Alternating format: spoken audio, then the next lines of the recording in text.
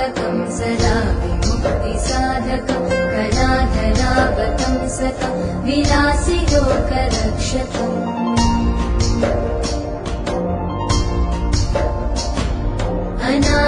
अनायकैकनायकं विनाशिते भदैत्यकं नताशुभाशुनाशकं नमामि तं विनायकम्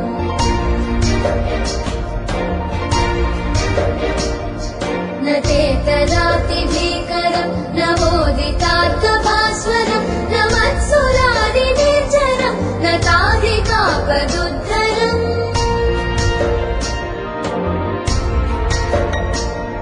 सुरेश्वरं निधीश्वरं गजेश्वरं गणेश्वरं महेश्वरं तमाश्रये परात्परं निरन्तरम्